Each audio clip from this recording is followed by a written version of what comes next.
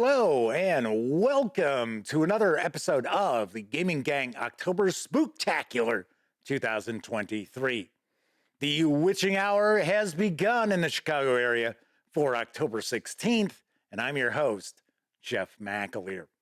Be sure to join me every night this month at the stroke of midnight Chicago time as I bring you yet another classic episode of CBS Radio Mystery Theater. Many of these episodes are destined to put a chill down your spine.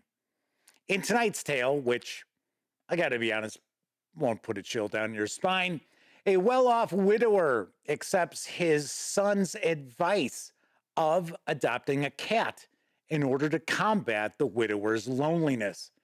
And of course, there's going to be more than meets the eye with this cat. This show features a great performance from Fred Gwynne.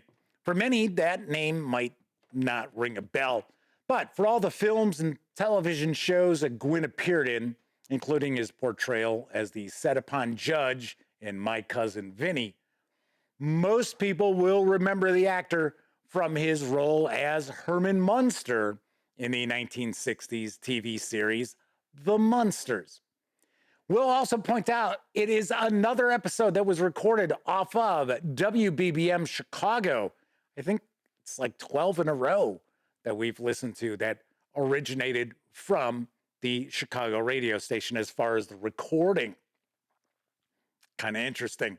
So let's turn out the lights and give a listen to The Therapeutic Cat as it aired on Newsradio 78, WBBM Chicago on November 7th, 1977.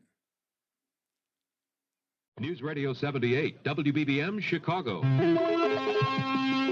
CBS Radio Mystery Theater presents...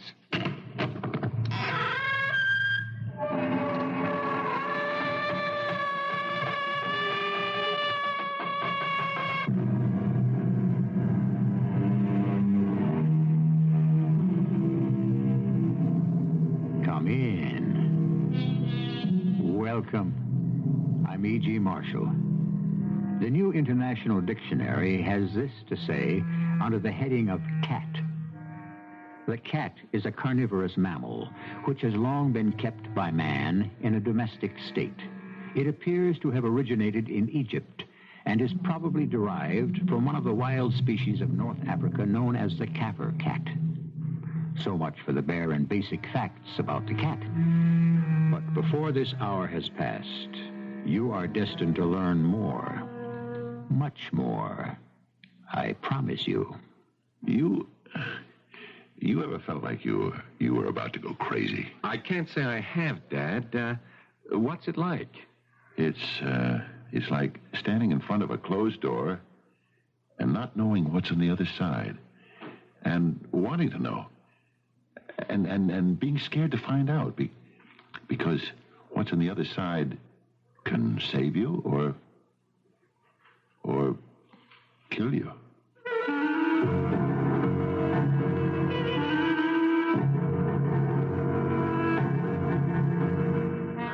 Our mystery drama, The Therapeutic Cat, was written especially for the Mystery Theater by Elspeth Eric and stars Fred Gwynne. It is sponsored in part by Buick Motor Division and Sign-Off, the sinus medicines. I'll be back shortly with Act One.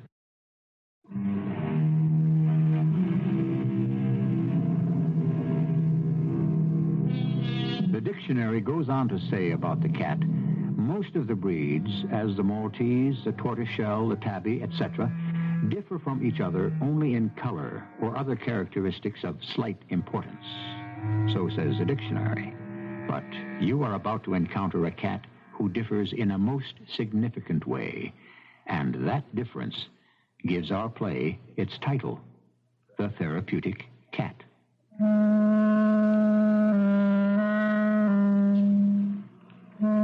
Let me tell you about myself.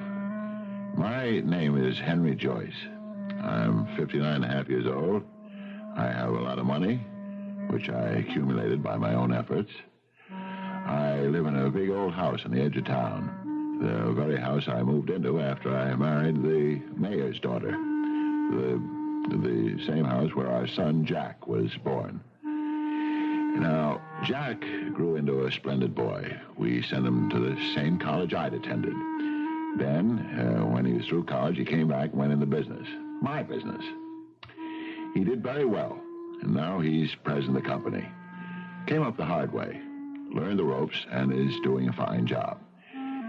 So it was only natural that the first person I should think of was Jack.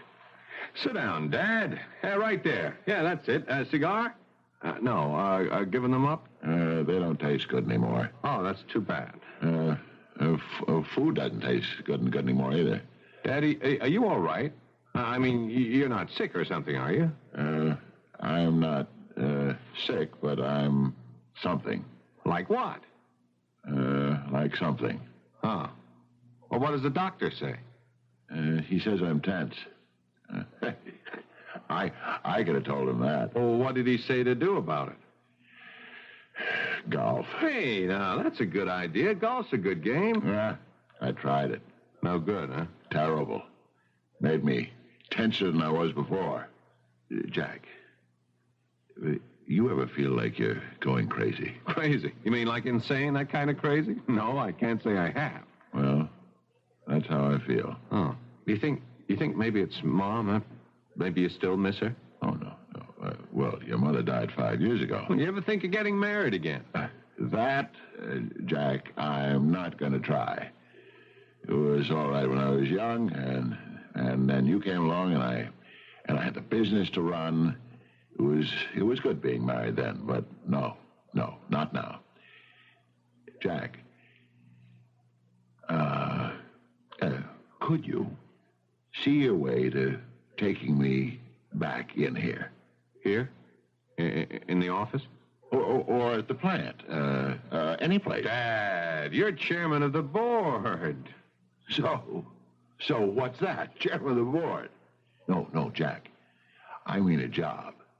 Something to do, something to put my mind to, so I'll stop thinking about myself. Jack, I'm going to jump out of my skin. That's how I feel. I'm all wrought up. I can't sleep or anything. Dad, you ever think of joining a gym?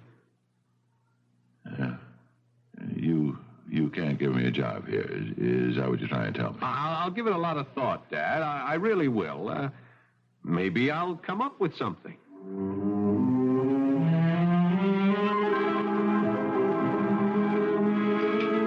Mrs. Bingham? Mrs. Bingham! Oh, yes, Mr. Joyce. Well, what's the trouble? Mrs. Bingham, these eggs are not 4 minutes. Oh, yes, they are, Mr. Joyce. I timed them. Look at that. The white's all runny. I timed them. I can't stand a runny white. Take them away. You want me to make you some new ones? Never mind. I couldn't taste them anyway. Oh. Now, Mrs. Bingham, don't cry. Please. It's nothing to cry about. I know how you like your eggs, and I thought I timed them. I always time them. I don't know what went wrong. It's all right. Don't cry about it. I'm sorry. I didn't mean to lose my temper. Oh. For Pete's sake, Mrs. Bingham, don't cry. That just makes things worse. Don't you understand that? Oh, Mr. Joyce, I know you've been unhappy lately. After all, living in the same house with you, I noticed these things. Well, it's not exactly that I'm unhappy. Well, it's something. No. That's what I told my Jack, my son. It's something, I told him. I try to read books, even the newspaper, and the words all run together. They all get jumbled up, and the words go spinning around in my head. Oh, Mr. Joyce. Oh, Mrs. Bingham, I'm finished. I'm all washed up. Mr. Joyce, I have to tell you something. I even asked Jack for a job. That was 2 weeks ago. He said he'd try to think of something, but I knew he wouldn't. He couldn't. And he hasn't. Well, that's what I wanted to tell you. Jack's coming over here to see you. He is? He's stopping by on his way to the office. How do you know that? I called him. I was so worried, Mr. Joyce. If you called him, that doesn't mean he's found something for me to do. Well, it might. No. If that was it, he'd have called me. Well, he did say on the phone that he had something he wanted to talk to you about. He did? Yes, he did, Mr. Joyce. Said he hoped you'd be interested. Oh, there he is now. You finish your coffee, and I'll let him in. Head of sales. That could be it. Or labor relations. Oh, I'd be good at that. Well, heck, I'd be good at anything. I mean, it's my business. I started it. I built it up. Merchandising, market research, I know them all. Backwards and forwards. Hello, Dad. Gee, I'm sorry. Coffee cup jumped right out of my hand. Did you burn yourself? That's all right. Hey, I startled you, Dad. That's all right. It's all right. It's all right. I'll get a rag and clean it up, and I'll bring you some fresh. Jack, sit down. Sit down. Are you sure you're all right, Dad? Oh, yeah, sure. I'm always dropping things. Sit down. Now, Jack, tell me, Mrs. Bingham said you'd come up with something. Yeah. What was it? Merchandising, market research? No, not those. Labor relations. I could do a job there. Dad, it's not with the firm. Not with the firm. Jack, what else do I know? If it's not with the firm, come on, Jack. What do I know? Dad, I was talking with a friend of mine, and we got to discussing, things in general, problems, and turns out his father found himself in the same position as you. A retired widower, very uptight. Yeah, go on. Well, he went to his doctor, this guy's father did, and the doctor came up with something. What? And it worked. Inside a month, it worked. What worked? A cat. What? A cat. You trying to be funny, Jack? No, honestly, Dad, he says it worked for his father, and he thinks it would work for you. A cat. I should get a cat. No, Dad, not just get a cat. I mean, after you got the cat, you have to spend time with it, and... Spend time with a cat? Jack, what the devil for? Well, you have to follow the cat around, observe it. Whatever the cat does, you do. Now, the point is, Dad, the cat is the most relaxed animal in the world. And if you imitate the cat and get the hang of it, why then... Jack, get out of my house. And then, Dad, I thought you came here to offer me a job, a good, respectable job. Dad, I'm sorry. It's something I could sink my teeth in. There isn't anything. And you tell me to get a cat and follow it around. Jack, get out of here. Dad, I only meant that... Get out of here. Get out of here. You and your crummy ideas. I'll call you, Dad. Don't bother, Jack. Don't call. Don't come back. Don't do anything. Just stay away and don't have any more ideas. I'm sorry, Dad. A cat. A cat. Holy Moses. My own son. A blithering idiot. I began to worry about the business and if he could run it.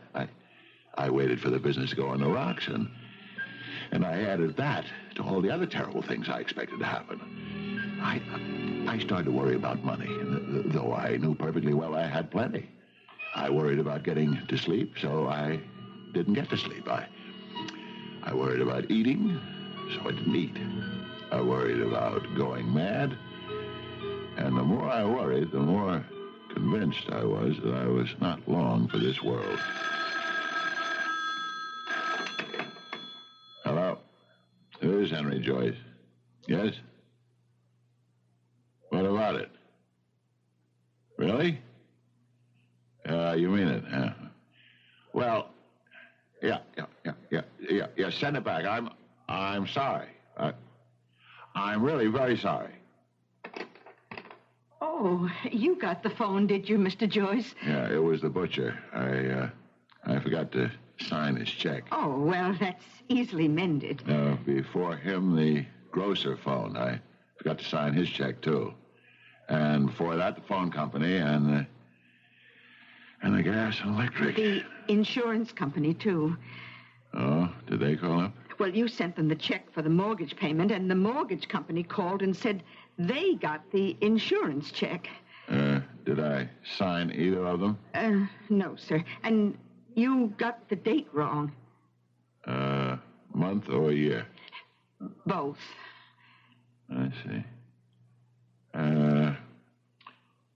Mrs. Bingham. Yes?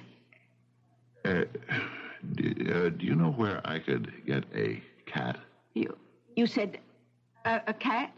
Yes, a cat. Oh, well, I suppose you could go to a store, a pet shop, and buy a cat. Yeah, I suppose I could. Oh, there are lots of strays. You could adopt one. Yeah, adopt one, yeah. I tell you what, my daughter Denise, she has cats. She does? Oh, lots of them. She takes them in when people don't want them anymore, or she picks them up on the street and tries to find homes for them. You think she'd let me have one? Oh, she'd let you have a dozen. Oh, no. Just one will be enough. One cat.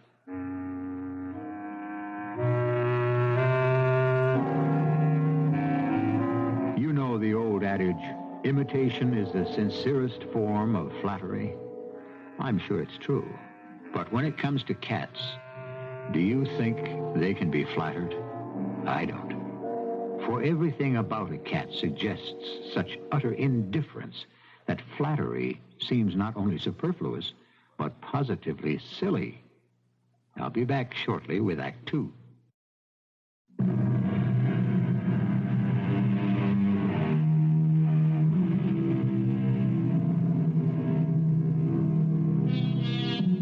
Henry Joyce, 59 and a half years old, widowed and retired, found himself on the dizzy verge of a nervous breakdown. His son, Jack, suggested that his father procure a cat to study the cat and ape its movements. Henry turned to his housekeeper, Jane Bingham, and asked if she could get a cat. Jane told him that her daughter, Denise, had a number of cats and would be happy to supply him with one. About a week later, the cat arrived. It was a black and white cat, a rather large cat with greenish-yellow eyes and a calculating look. The cat was here to be studied and imitated. That I proceeded to do. It took me 2 weeks to master the stretch. On all fours, watching the cat closely, I would push backwards on my haunches, digging my hands into the carpet and stretching my arms to their fullest extent. Then rhythmically forward, the legs extended backwards from the hip sockets. Lovely feeling. Marvelous sensation. Out in the garden, when the cat sharpened her claws on a tree or a post, I arched my back to its fullest the way she did, and drew my nails heavily down the wood, putting my full weight into the effort. I felt my ribs expand and the muscles of my belly tighten. Oh, wonderful feeling. Delicious sensation. I started to feel superb. Mr. Joyce? Yes, Miss Bingham. Oh, you've been out already? I took the cat for a walk in the garden. Oh. You know what she did, Miss Bingham. She reached for a flower, a gladiolus it was. It was just a little too high for her, but she stretched, and, well, she never did get it, but she touched it. So I started reaching for the lowest branch on that fir tree. You know the one. Mm-hmm. And I reached, and I never quite touched it. But, oh, Mrs. Bingham, what it does for the muscles down your side, right next to your ribs. Oh, it feels good, does it? Perfectly marvelous. You know, the cat was stalking a butterfly, see, and I was right behind her, and I watched the way she picked up her front feet. Absolutely amazing. She holds each foot up before she puts it down on the ground. She lets it hang limp from the elbow. Then, when she puts it down, it's so cautious, so deliberate. No hurry, no rush, just care and all concentration. Well, we stalked that butterfly for 20 minutes. Oh, you know something, Mr. Joyce. You're starting to feel better. You notice that. Miss Bingham, I took off a few pounds and I started to tighten up. Oh. Around the waist and other places. Miss Bingham, I am going to have to get all new suits.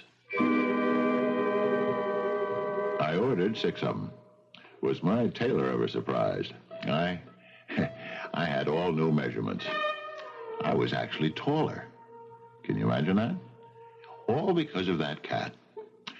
I was sleeping now the whole night through, and cat naps during the day. That's right, cat naps. You know, you want to feel really super, you take a lot of cat naps. Just lie down and think of something pleasant. You know, you wake up feeling 10 years younger. I kid you not. Miss Bingham. Yes, Mr. Joyce? Will you come in here, please? I'd like to speak with you. Oh, is something wrong with dinner, Mr. Joyce? The cat doesn't care too much for the pot roast, Miss Bingham.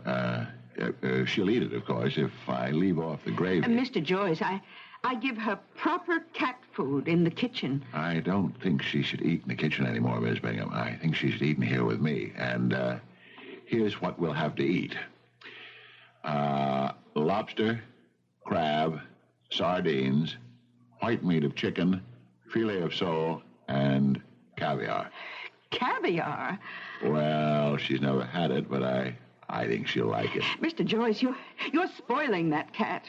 Mrs. Bingham, that cat is my guru. That cat is my priest, my psychiatrist. She's my idol, my goddess. All that I am or hope to be, I owe to this sainted cat. Are you falling in love with that animal? It's possible. It's perfectly possible. Oh. You see, she's made me young again, handsome again, happy again. No woman ever did that for me, Miss Bingham. So why shouldn't I be in love with her? Well, does your son know about this? No, I haven't had time to tell him. But I shall. After all, if it weren't for Jack, none of this would have happened. It was all his idea, and I would like to tell him how grateful I am. Also, I want to talk to him about changing my will. Come in. Dad, long time no see. Hey, you look wonderful, Dad. Hey, is that a new suit? Yep. Good looking. What's that you got around your neck? My cat. Your cat? Good Lord, it is a cat. Well, what do you know? You always carry a cat around with you like that? Slung around your shoulders? She likes it. And I like it. Well, sit down, Dad. So, you took my advice, eh? Bought a cat. Jane Bingham's daughter sent it over. Seems she has a house full of them. Well, looks like the prescription worked. Oh, Jack, it did. It did. And I'm eternally grateful to you, son. Oh, I know how I poo-pooed the idea at first, but, well, as you can see, it worked. I've never seen you looking so well. Jack, I've never felt so well. All due to my little friend here. Now, Jack, I want to see that she's provided for, in case anything should happen to me. Oh, nothing's going to happen to you, Dad. Oh, you never know.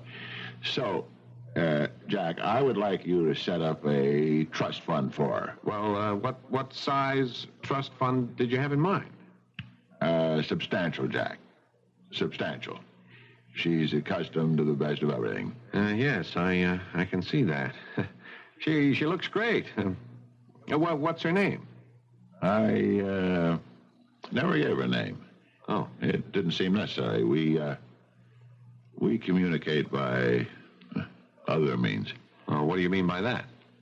Well, there's a spiritual affinity between my cat and me. Jack, I would like you to sign an ironclad agreement to care for this cat so long as she shall live. Will you do that? I don't know, Dad. Otherwise, Jack... maybe I'm allergic to cats. How do I know? Maybe one of the kids is allergic. Who can tell? Allergy or no, this cat has got to be taken care of. And I mean well taken care of. Will you do it? Well, I ought to talk it over with Mark. Otherwise, Jack. All right, Dad. All right, I'll do it. I'll do it. Thank you, Jack. Thank you very much.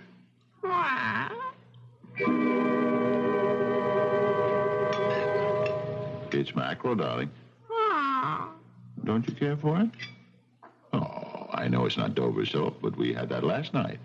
Trouble with you is you ate too much of that pâté de foie gras before dinner, didn't you now? Yes, you did. Miss Bingham, you can clear the table. Are you all finished? Both of you? Yes. What have you got there, Miss Bingham? It's the pillow you wanted. For her. Oh, yes. Oh, I think she'll like satin, don't you? Maybe linen would have been better, but the pink satin is very nice. What do you think, my love? Oh, well, we can always change it. Just take it upstairs and put it on my bed, will you, Miss Bingham? Whereabouts, sir? Head or foot?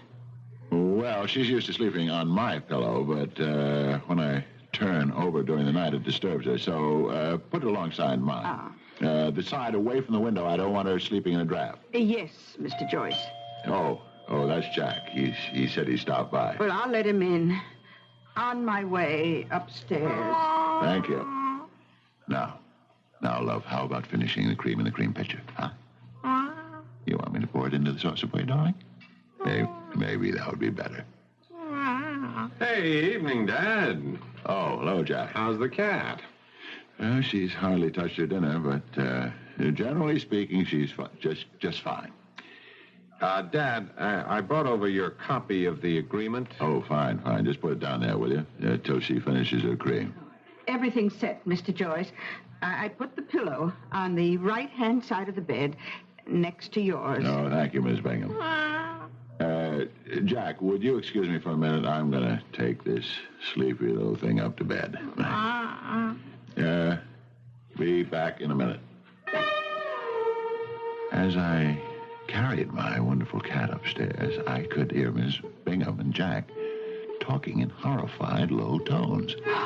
Pillow? What pillow? For that animal. Pink satin. On his bed. Next to his pillow. That is incredible. Mrs. Bingham, do you know what this piece of paper is? It's an agreement I've signed to take care of that cat in case anything happens to him. I smiled to myself. Poor ignorant people. To them, a cat was just a cat. To me, a cat was, well, at least this cat was the sun and the moon and the stars. The breath of life. The joy of living. My heart was beating fast. I dared not switch on the light for fear of disturbing my sleeping angel. I felt my way to the bed and quietly put my darling down on her new pillow. Carefully, I lay down beside her. My voice was gentle when I spoke. Sleeping, my love? Is that you, Henry? What? Oh, I've been waiting for you. Who are you? What are you doing here?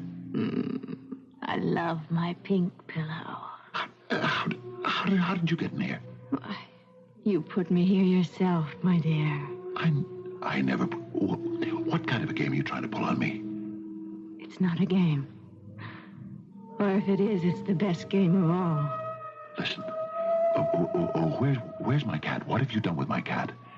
I'm your cat.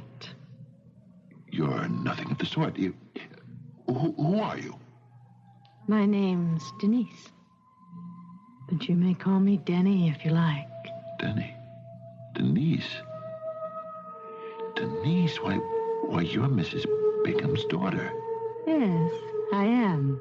Oh, she let you in here. When she brought the pillow upstairs, she let you in.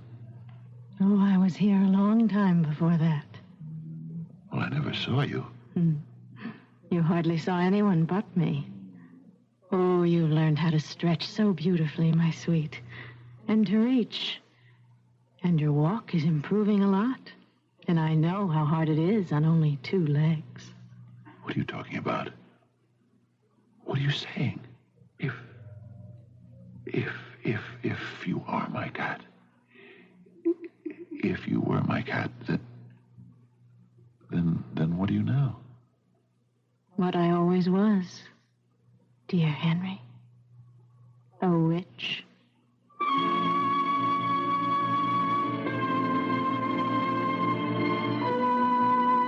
Margaret Elmore, Mother Shipton, Rachel Pinder, the Duchess of Bedford.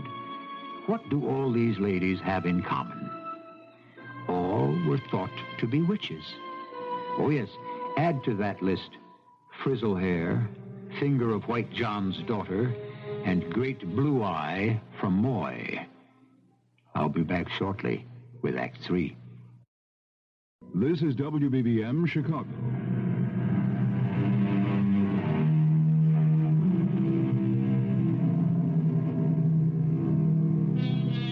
Henry Joyce thought that his every dream of love had come true when a piebald cat came into his life.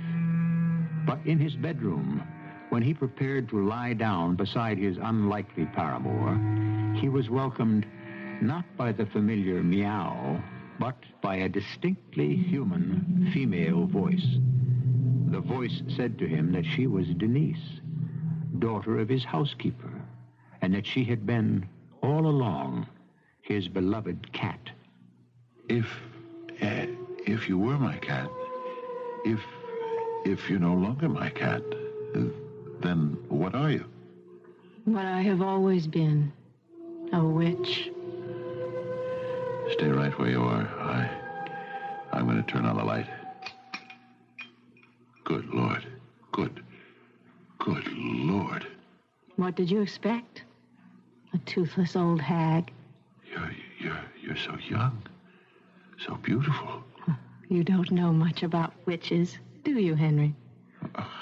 I don't believe in witches.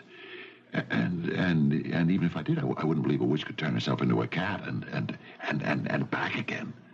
Oh, what about the mackerel for dinner? What about the pâté de foie gras before dinner? Well, you must have been in the kitchen with your mother. You heard me talking to the cat. I was the cat. I am the cat. I can be the cat again anytime I feel like it. No. Your mother must have told you about the cat and me. My mother doesn't even know I'm here.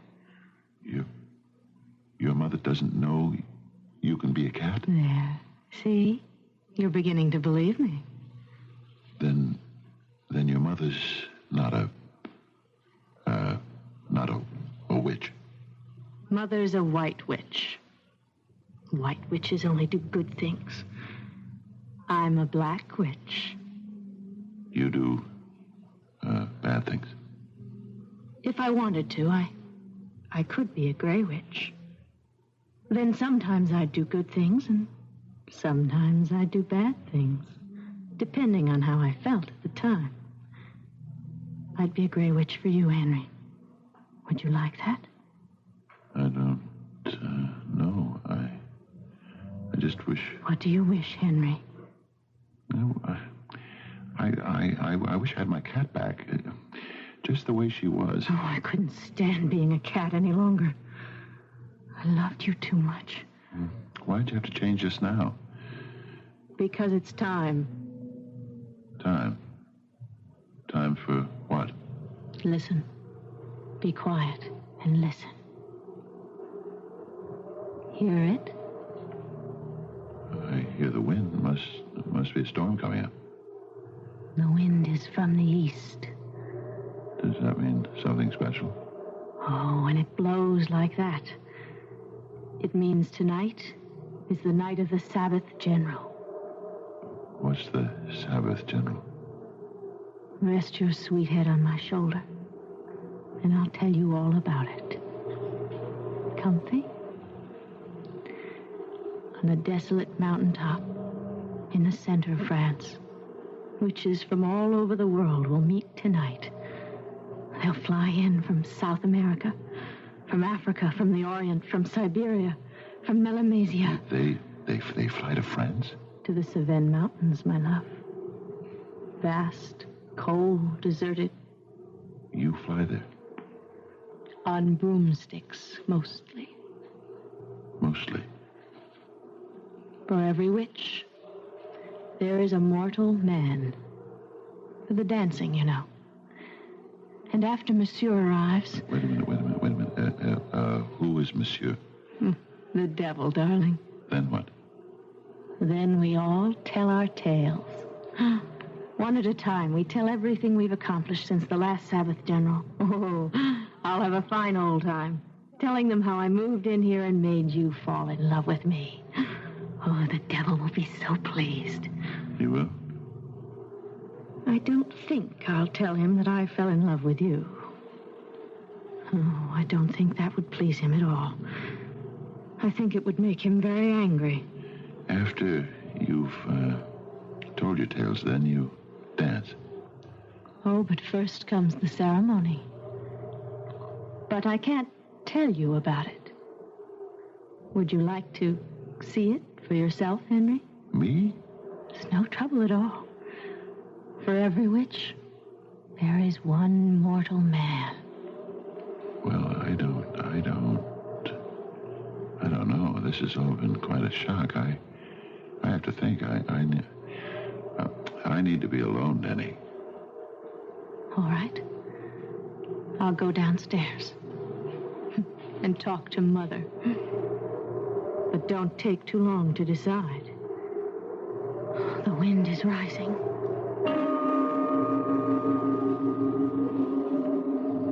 I lay there and stared at the ceiling. I was in a sweat. Everything had changed. So suddenly, so drastically, so peculiarly. I arose from the bed and started down the stairs. But at the foot, I paused. I heard voices. You and your filthy, dirty tricks. How could I ever have brought you into this house if I had known? Mother, I love him. Love? What do you know about love? True. I didn't love him at first. You wanted his money. Yes, I wanted his money. And I thought what a good, dirty trick it would be to tell the devil at the Sabbath, General. Oh, how he'd laugh. I've told you 1,000 times to stay away from those places. But when I got here, he was so good. So kind, so sweet. What do you know about goodness and kindness and sweetness? I learned from him, Mother. You think only white witches can understand things like that?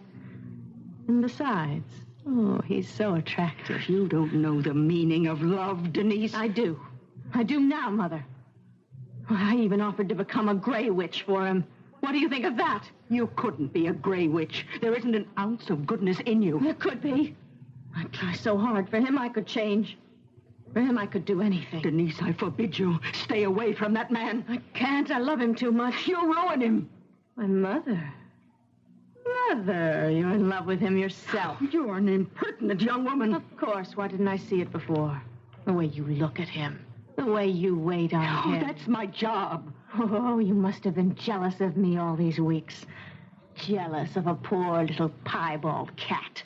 Mewing around the house. You had to cook fish for me, didn't you? And you hate fish. Stop it.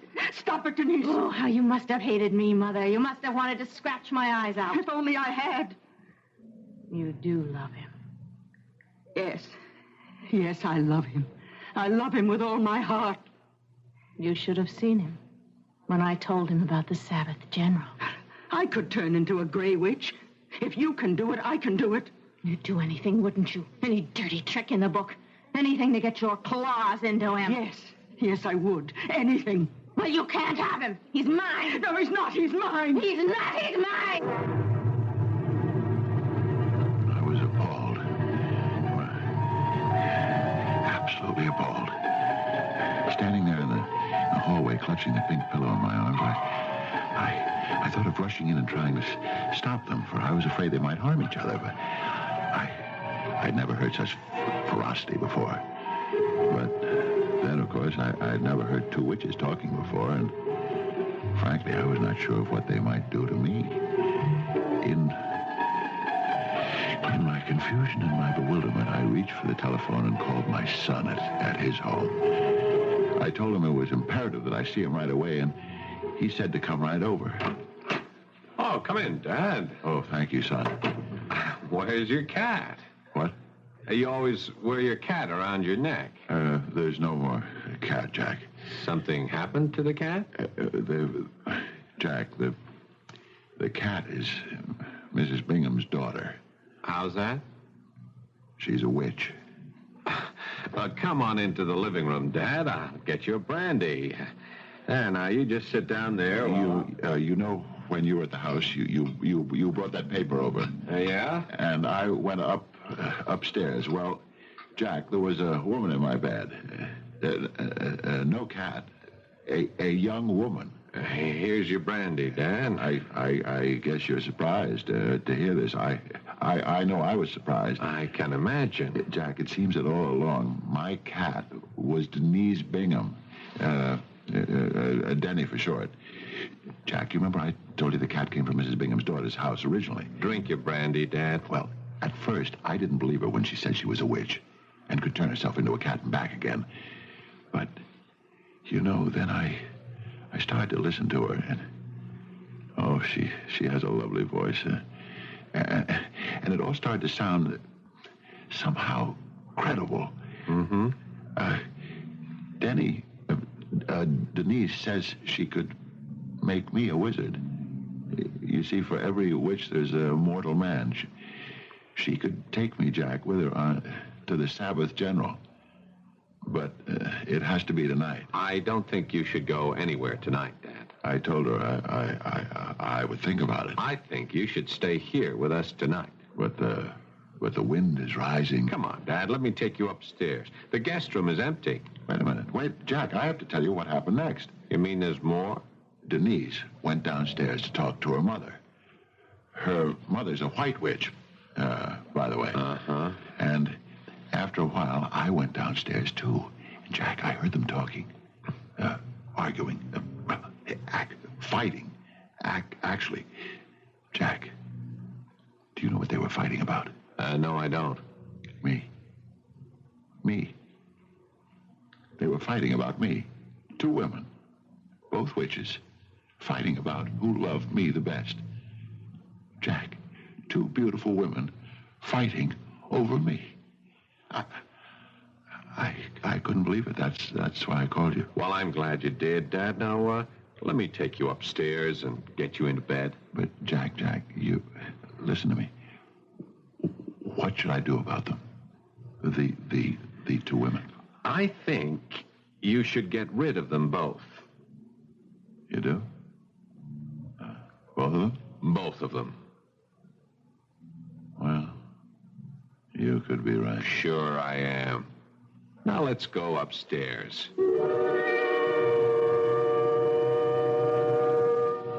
I lay in bed and I wondered.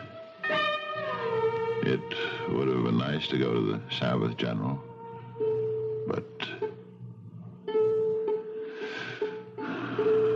just before I dropped off to sleep, I remember thinking, maybe I'll get married again. But then I thought, before I do anything,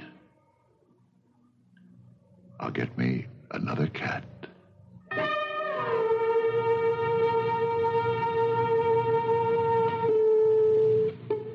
The witch was born at the same point in time as the imagination of man.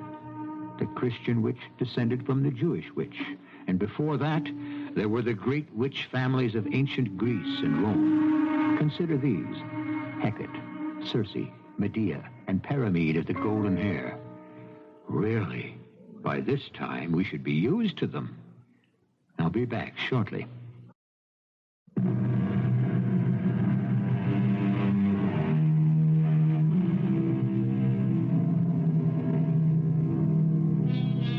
Can your cat shed her feline shape at will and become a witch? There's no use asking her. She won't tell you. But if I were you, I'd watch her very, very carefully, particularly on nights when the wind is rising in the east.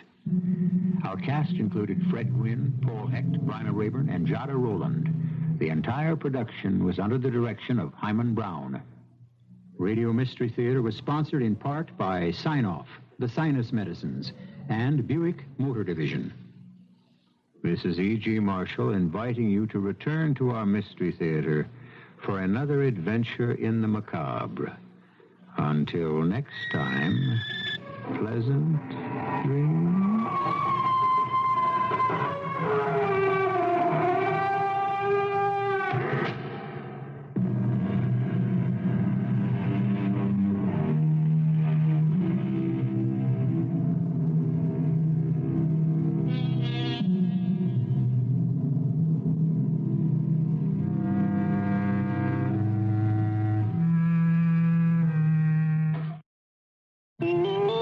CBS News, the House Senate Energy Conference Committee continues its effort to hammer out an energy package. I'm Mitchell Krause reporting on the CBS Radio Network. The committee agreed Monday to ban oil and natural gas as the primary fuel for certain new industrial plants in an effort to force the use of coal, uranium, or solar energy. But the Louisiana Senator J. Bennett Johnston proposed a compromise. What I would offer would be to allow companies that are in the planning process now and are in that process by July the 1st, 1979, to proceed with their plans. And then if the Department of Energy finds that we don't have a sufficient supply of these heavy parts of the petroleum, what we call residual fuel oil, if we don't have enough of that oil, then the Department of Energy could revoke this exception after 1979. Senator Johnson said plants should be allowed to use heavy fuel oil because there's a glut of heavy fuel oil on the West Coast due to the new Alaska pipeline. Though the Congress is making some progress on energy, President Carter still feels he'd better stay in the country later this month to push for his energy package. The postponement of his world trip, said Secretary of State Vance, disappointed world leaders. The reaction so far has been one of hope on the part of the various nations involved that we will be able to reschedule the trip in the near future. They do all understand, however, the extreme importance. Okay. 2 episodes in a row of the Spooktacular, which were not scary, but they have been amusing.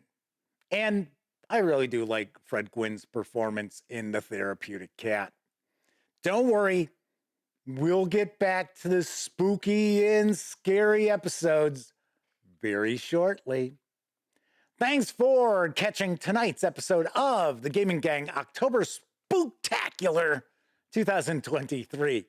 Please join me every night this month at the stroke of midnight Chicago time as I bring you yet another classic episode of CBS Radio Mystery Theater, drawn from its catalog of 1,399 shows. Be sure to like the video and subscribe to the channel. And if you do subscribe to the channel, don't forget, ring that bell, because it'll let you know when I upload new episodes of the Spooktacular, as well as tell you when my live stream, The Gaming Gang Dispatch, airs Tuesday, Wednesday, and Thursday nights at 7 p.m. Central here on YouTube.